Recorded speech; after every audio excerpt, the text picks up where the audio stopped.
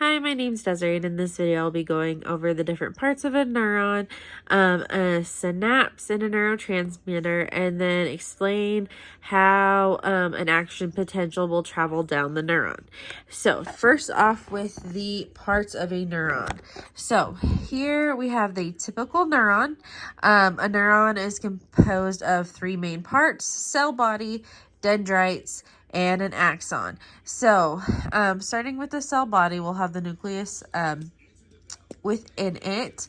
Dendrites will then come off that cell body, and dendrites are the little follicles that bring a signal or any type of action potential into the cell body, and then the response is sent out through the axon. So on a axon, they can be myelinated or unmyelinated, and myelinated just means that they have myelinated sheaths to help that impulse transmit signals in a quicker fashion.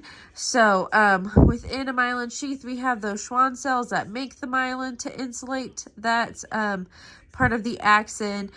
And whatever isn't myelinated are called nodes of Ranvier. This is where all that impulse likes to take place because it can just skip right over that, which I will explain more later.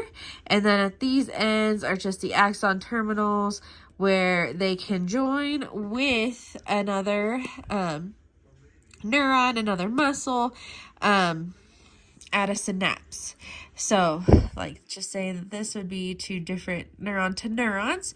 So at these three spots, we would have a synapse, which can be a neurotransmitter. So like this would be the end of the axon and this would be the dendrite.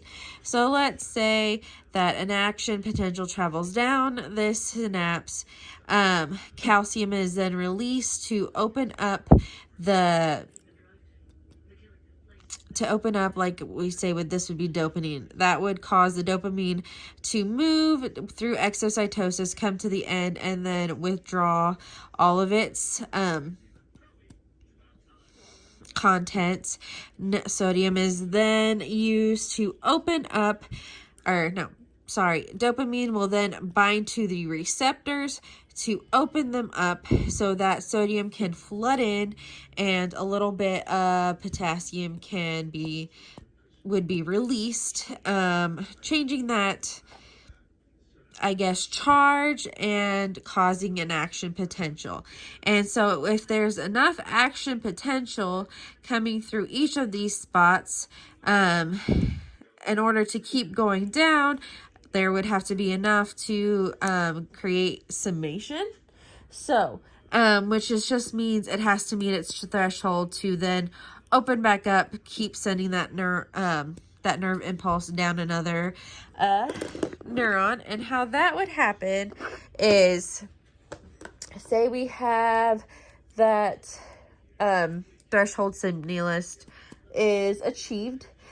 So then we would have on the axon that electrical signal coming down and binding here to open up these gates and flood sodium in. So then once sodium gets flooded in, it goes down to, it depolarizes the membrane. So then potassium channels open and would diffuse outward, repolarizing like this part. So then it keeps going down to the adjacent side or adjacent current. So it keeps having to go down like a wave, each side to keep that impulse going. And then, like I said up here, myelin sheaths kind of help with making that impulse travel down sooner, because if it's blocked like this with the myelin sheath, you can just go over it.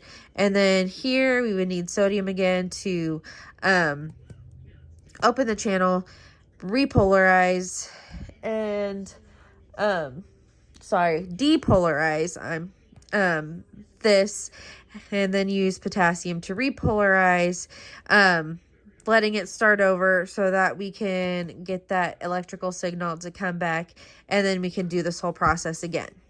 Thank you.